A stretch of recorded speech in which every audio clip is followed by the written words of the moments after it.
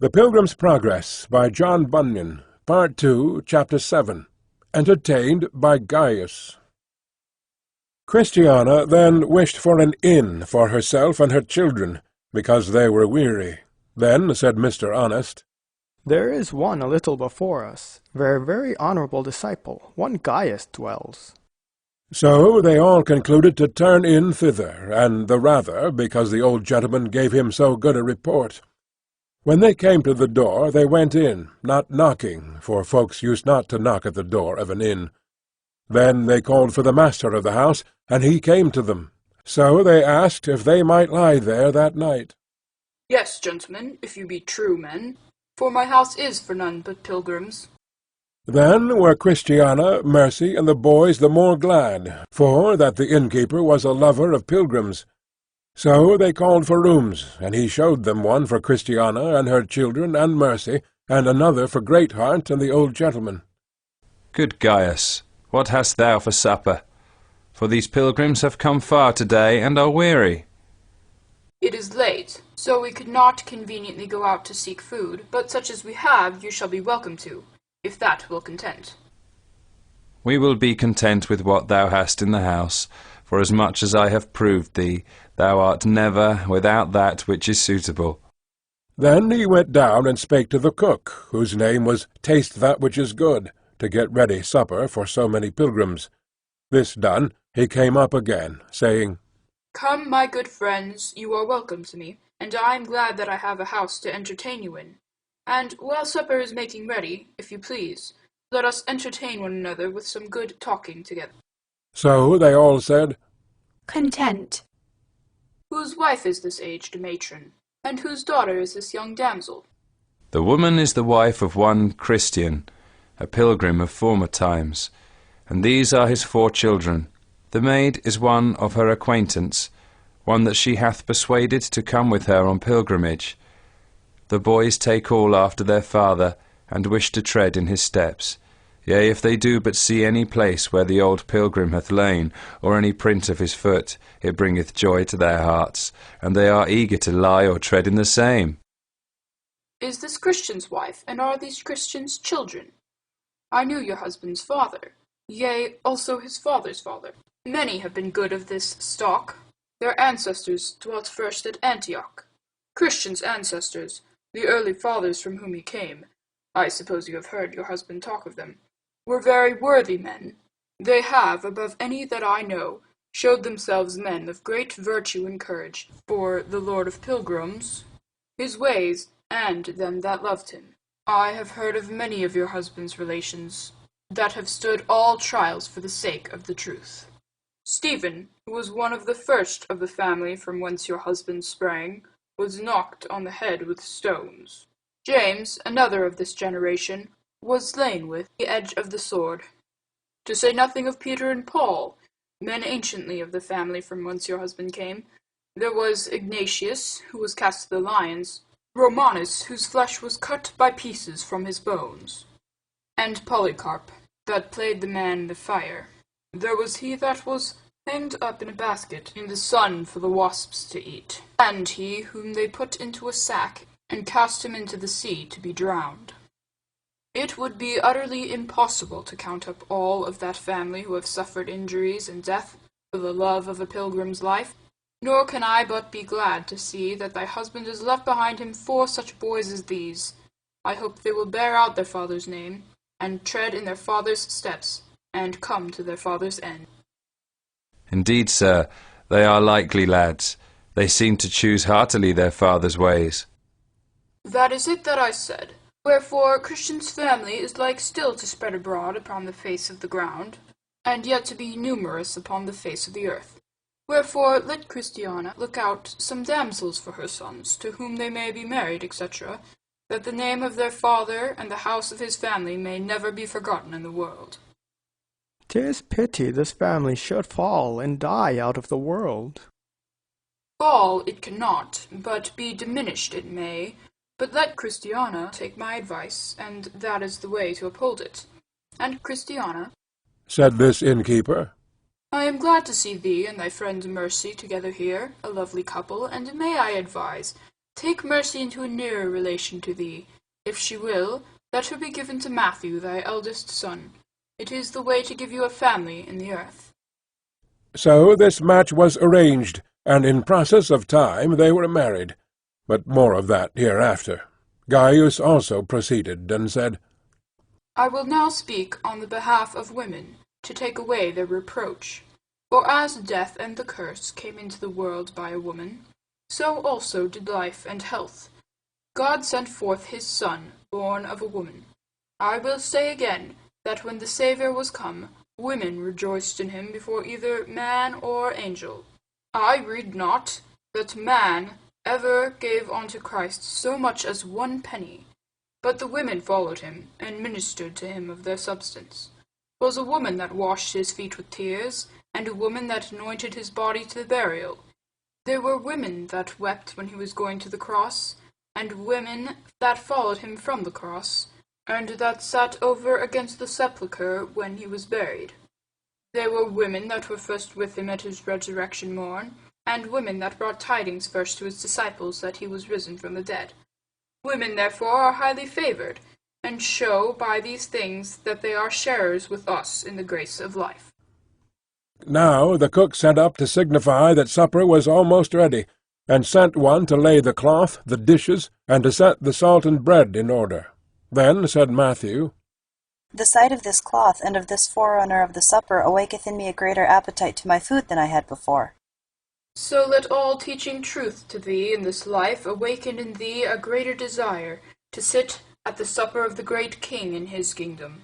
For all preaching, books, and services here are but as the laying of dishes, and as setting of salt upon the board, when compared with the feast which our Lord will make for us when we come to his house.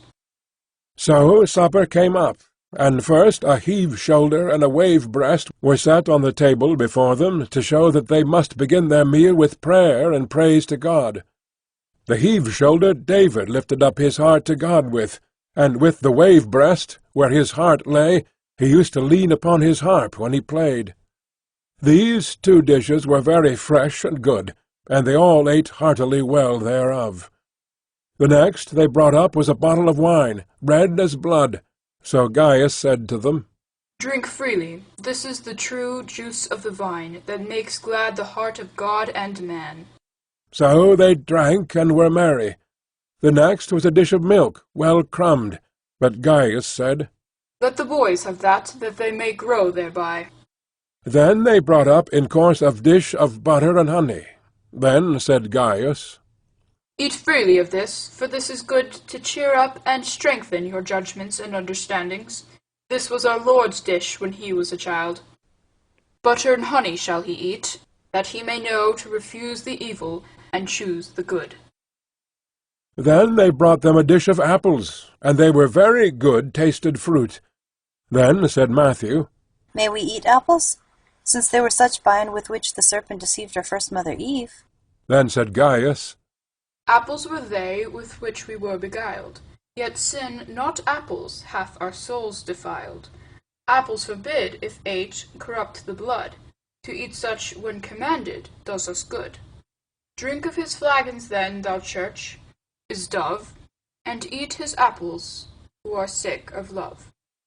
Then said Matthew, I made the objection because I a while since was sick with eating of fruit. Forbidden fruit will make you sick, but not what our Lord has allowed. While they were thus talking, they were presented with another dish, and it was a dish of nuts. Then said some at the table, Nuts spoil tender teeth, especially the teeth of children.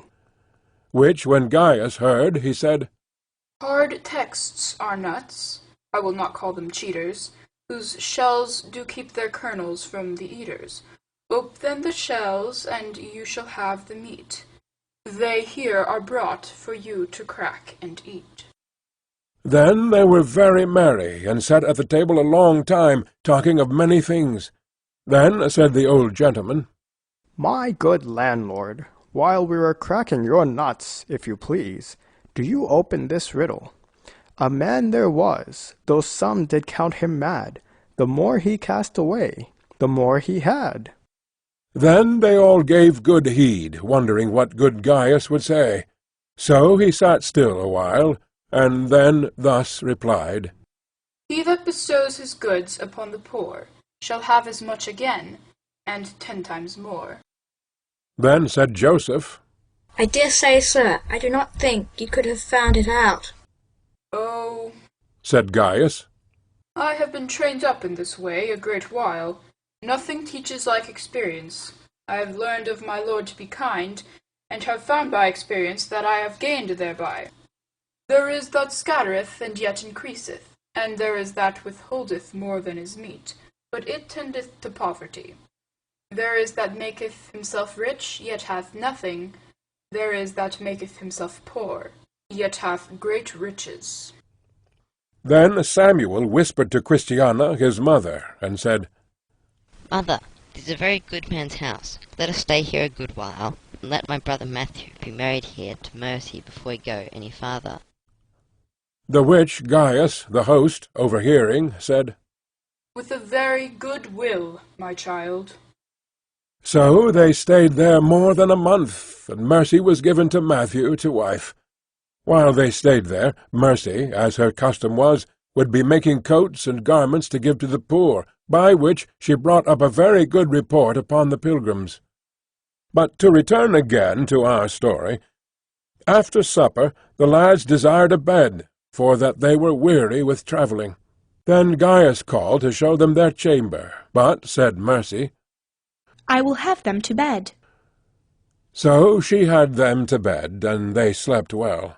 But the rest sat up all night, for Gaius and they were such suitable company that they could not tell how to part. Then, after much talk of their lord, themselves, and their journey, old Mr. Honest, he that put forth the riddle to Gaius, began to nod. Then said Greatheart, What, sir?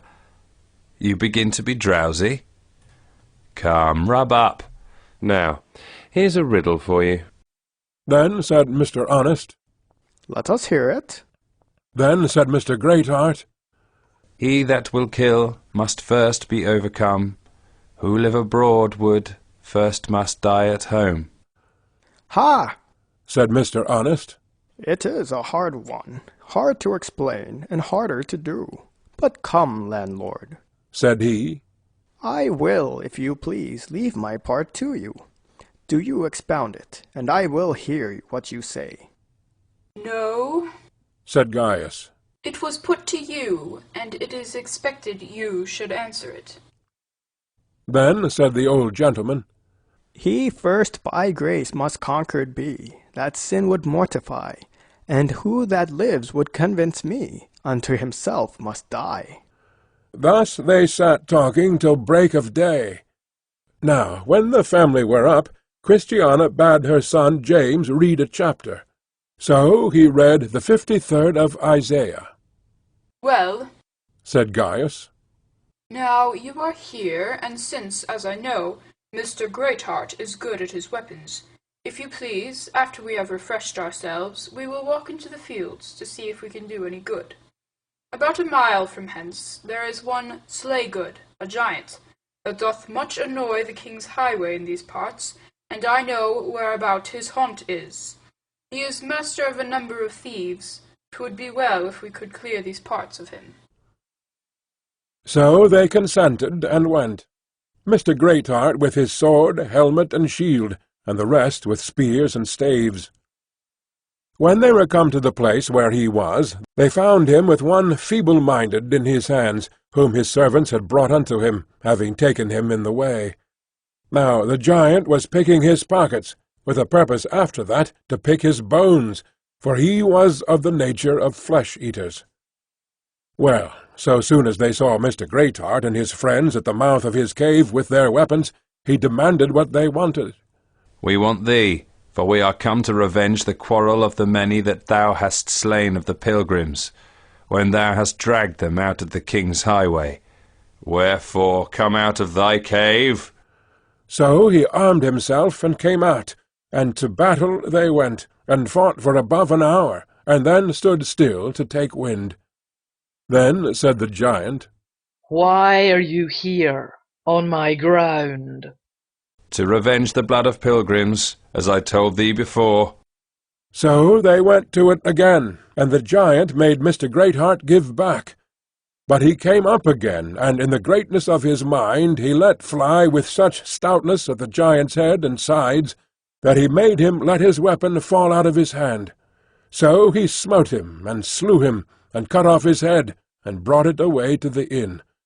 He also took Feeble-mind, the pilgrim, and brought him with him to his lodgings. When they were come home, they showed his head to the family, and then set it up as they had done others before, for a terror to those that should attempt to do as he hereafter. Then they asked Mr. Feeble-mind how he fell into his hands. Then said the poor man, "I am a sickly man, as you can see, and because death did usually once a day knock at my door, I thought I should never be well at home. So I betook myself to a pilgrim's life, and have travelled hither from the town of Uncertain, where I and my father were born. I am a man of no strength at all of body, nor yet of mind, but would, if I could, though I can but crawl, spend my life in the pilgrim's way. When I came at the gate that is at the head of the way, the lord of that place did entertain me freely, neither objected he against my weakly looks, nor against my feeble mind, but gave me such things as were necessary for my journey, and bid me hope to the end. When I came to the house of the interpreter, I received much kindness there, and because the hill difficulty was judged too hard for me, I was carried up that one by one of his servants. Indeed, I have found much relief from pilgrims.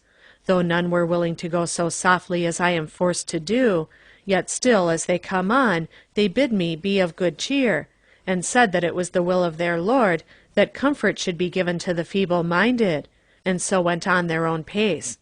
When I was come to Assault Lane, then this giant met with me, and bid me prepare for an encounter. But alas, feeble one that I was, I had more need of a cordial. So he came up and took me. I believed not that he should kill me. So when he got me into his den, since I was not with him willingly, I believed I should come out alive again, for I have heard that not any pilgrim that is taken captive by violent hands, if he keeps heart whole towards his master, is, by the laws of Providence, to die by the hands of the enemy. Robbed I looked to be, and robbed to be sure I am, but I have, as you see, escaped with life, for the which I thank my King as the author, and you as the means. Other brunts I also look for, but this I have resolved on, to wit, to run when I can, to go when I cannot run, and to creep when I cannot go. As to the principal thing, I thank him that loves me, I am fixed. My way is before me, my mind is beyond the river that has no bridge, though I am, as you see, but of a feeble mind. Then said old Mr. Honest, Have not you some time ago been acquainted with one Mr. Fearing, a pilgrim? Acquainted with him? Yes, he came from the town of Stupidity, which lies 4 degrees northward of the city of Destruction, and as many off of where I was born. Yet we were well acquainted, for indeed he was my uncle, my father's brother. He and I have been much of a temper. He was a little shorter than I, but yet we were much of a complexion.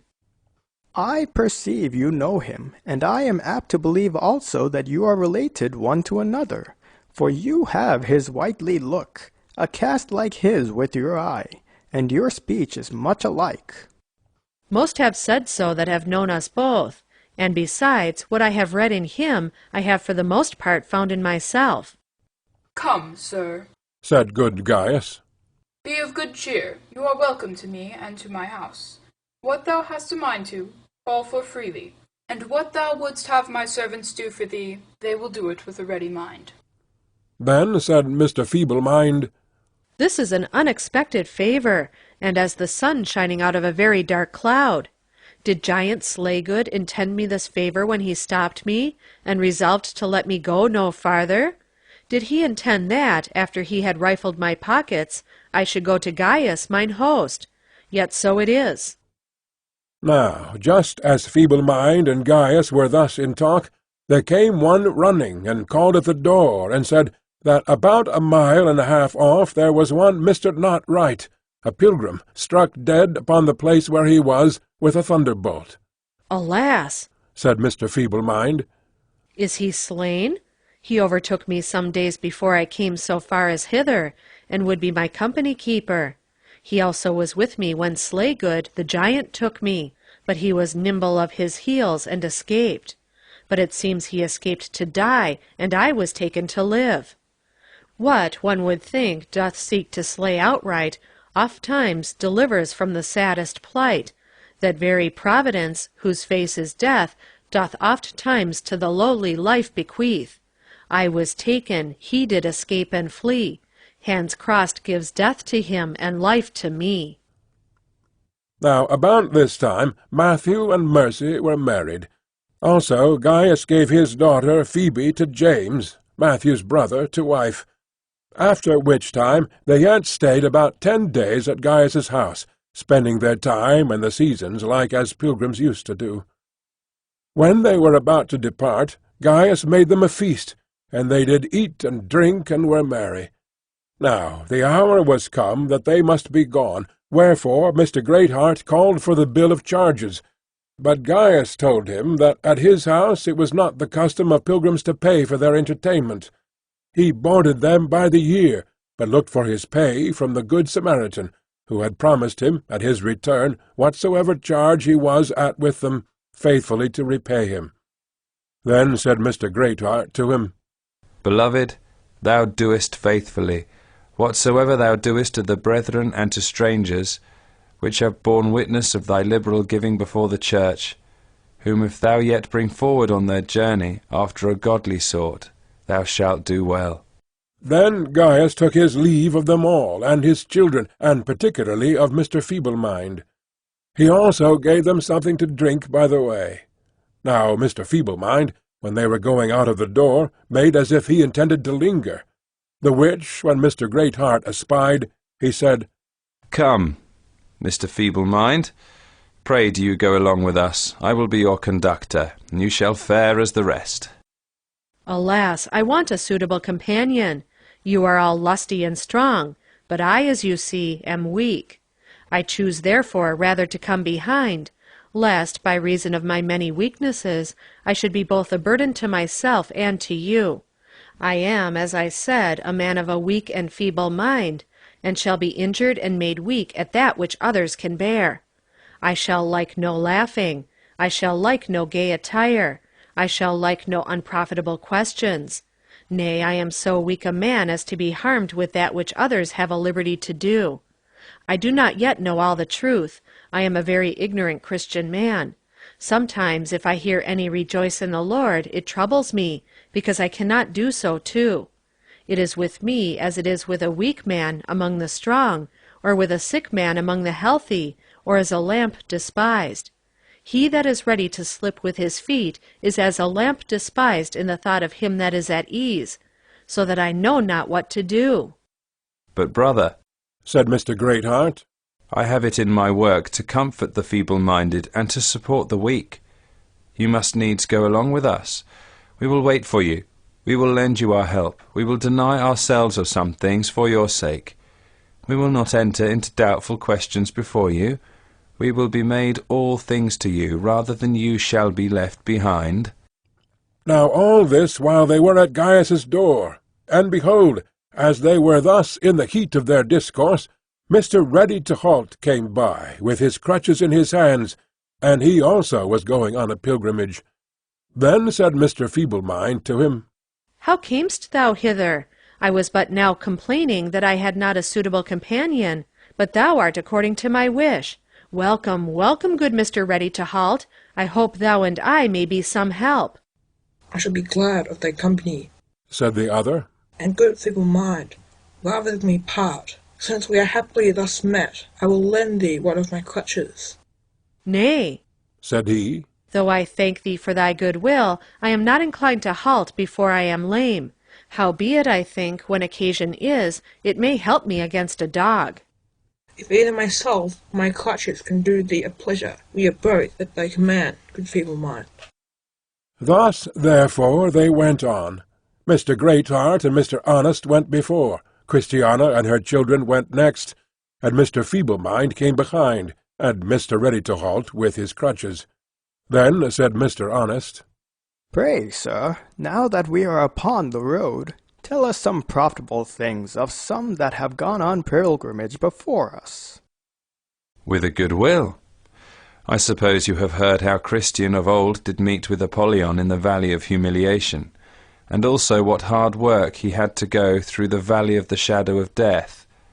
Also I think you cannot but have heard how Faithful was put to it by Madam Wanton, with Adam the first, with one Discontent, and Shame, 4 as deceitful villains as a man can meet with upon the road.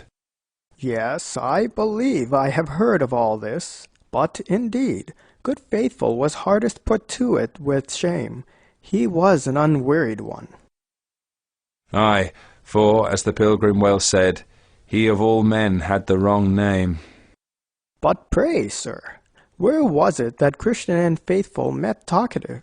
That same was also a notable one. He was a confident fool, yet many follow his ways. He had liked to have deceived Faithful. Ay, but Christian put him into a way quickly to find him out. Thus they went on till they came to the place where Evangelist met with Christian and Faithful, and foretold them what should befall them at Vanity Fair. Then said their guide, Hereabouts did Christian and Faithful meet with Evangelist, who foretold them of their troubles which they should meet with at Vanity Fair. Say you so? I dare say it was a hard chapter then, that he did read unto them. It was, but he gave them encouragement withal. But what do we talk of them? They were a couple of lion-like men. They had set their faces like flint. Do not you remember how undaunted they were when they stood before the judge? Well, Faithful bravely suffered. So he did, and as brave things come on't. For Hopeful and some others, as the story relates it, were converted by his death. Well, but pray go on, for you are well acquainted with things. Above all that Christian met with after he had passed through Vanity Fair, one Bunyan was the arch one. Bunyan? What was he? A very arch fellow, a downright deceiver, one that would be religious, which way soever the world went, but so cunning that he would be sure never to lose or suffer for it. He had his mode of religion for every fresh occasion, and his wife was as good at it as he. And he would turn and change from opinion to opinion, yea, and plead for so doing too. But as far as I could learn, he came to an ill end with his Bunyans, nor did I ever hear that any of his children were ever of any esteem with any that truly feared God. Now, by this time they were come within sight of the town of Vanity, where Vanity Fair is kept. So, when they saw that they were so near the town, they consulted with one another how they should pass through the town, and some said one thing, and some another. At last Mr. Greatheart said, I have, as you may understand, often been a conductor of pilgrims through this town. Now, I am acquainted with one Mr. Mnason, a Cyprusian by nature, an old disciple, at whose house we may lodge, if you think good. Said he. We will turn in there. Content, said Old Honest. Content, said Christiana. Content, said Mr. Feeble-mind, and so they said all. Now, you must think that it was eventide by that they got to the outside of the town. But Mr. Greatheart knew the way to the old man's house, so thither they came, and he called at the door. And the old man within knew his tongue so soon as ever he heard it. So he opened the door, and they all came in. Then said Mnason, their host, How far have ye come today? So they said, from the house of Gaius, our friend. I promise you, said he, you have come a good stitch. You may well be weary. Sit down. So they sat down. Come, what cheer, sirs? I dare say you are welcome to my friend. I also, said Mr. Mnason, do bid you welcome, and whatever you want, do it say, and we'll do what we can to get it for you. Our great want a while since was a resting place and good company, and now I hope we have both. For resting place, you see what it is. For good company, that will appear in the trial. Well, said Greatheart, will you have the pilgrims up into their lodging? I will, said Mr. Mnason. So he had them up to their several places, and also showed them a very fair dining-room, where they might be and sup together, until time should come to go to rest. Now, when they were set in their places, and were a little cheery after their journey, Mr. Honest asked his landlord if there were any store of good people in the town. We have a few, for, indeed, they are but a few when compared to them on the other side. But how shall we do to see some of them? For the sight of good men to them that are going on pilgrimage is like the appearing of the moon and stars to them that are sailing upon the seas. Then Mr. Mnason stamped with his foot, and his daughter Grace came up. So he said unto her, Grace, go you, tell my friends, Mr. Contrite, Mr. Holyman, Mr. Lovesaint, Mr. Dare Not Lie, and Mr. Penitent, that I have a friend or two at my house, who have a mind this evening to see them. So Grace went to call them, and they came, and after salutation made, they sat down together at the table. Then said Mr. Mnason, their landlord, My neighbours, I have, as you see, a company of strangers come to my house. They are pilgrims. They come from afar, and they are going to Mount Zion. But who, quoth he, do you think this is? Pointing with his finger to Christiana. It is Christiana, the wife of Christian, that famous pilgrim, who, with Faithful his brother, was so shamefully handled in our town. At that they stood amazed, saying, We little thought to see Christiana when Grace came to call us. Wherefore this is a very comfortable surprise. They then asked her of her welfare, and if these young men were her husband's sons. And when she told them they were, they said, The King whom you love and serve, make you as your father, and bring you where he is in peace. Then Mr. Honest, when they had all sat down, asked Mr. Contrite and the rest in what posture their town was at present. You may be sure we are full of hurry and fair time. 'Tis hard keeping our hearts and spirits in good order when we are in a cumbered condition. He that lives in such a place as this, and has to do with such as we have, has need of a hint to caution him to take heed every moment of the day. But how are your neighbors for quietness? They are much more moderate now than formerly. You know how Christian and Faithful were used at our town. But of late, I say, they have been far more moderate. I think the blood of Faithful lieth as a load upon them till now. For since they burned him, they have been ashamed to burn any more. In those days we were afraid to walk the street, but now we can show our heads. Then the name of a Christian was hated. Now specially in some parts of town, for you know our town is large, religion is counted honourable. Then said Mr. Contrite to them, Pray, how fareth it with you in your pilgrimage? How stands the country towards you? It happens to us as it happeneth to wayfaring men. Sometimes our way is clean, sometimes uphill, sometimes downhill. We are seldom at a certainty. The wind is not always on our back, nor is everyone a friend that we meet with in the way. We have met with some notable rubs already, and what are yet behind we know not. But, for the most part, we find it true that has been talked of old. A good man must suffer trouble. You talk of rubs. What rubs have you met withal? Nay, ask Mr. Greatheart, our guide, for he can give the best account of that. We have been beset 3 or 4 times already. First, Christiana and her children were beset by 2 ruffians, who, they feared, would take away their lives. We were beset by giant Bloody Man, giant Maul, and giant Slaygood. Indeed, we did rather beset the last than were beset of him, and thus it was, after we had been some time at the house of Gaius mine host, and of the whole church. We were minded upon a time to take our weapons with us, and go and see if we could light upon any of those that were enemies to pilgrims, for we heard that there was a notable one thereabouts. Now Gaius knew his haunt better than I, because he dwelt thereabout. So we looked and looked, till at last we saw the mouth of his cave. Then we were glad and plucked up our spirits. So we approached up to his den, and lo, when we came there, he had dragged by mere force into his net this poor man, Mr. Feeble-mind, and was about to bring him to his end. But when he saw us, supposing, as he thought, he had had another prey, he left the poor man in his house and came out.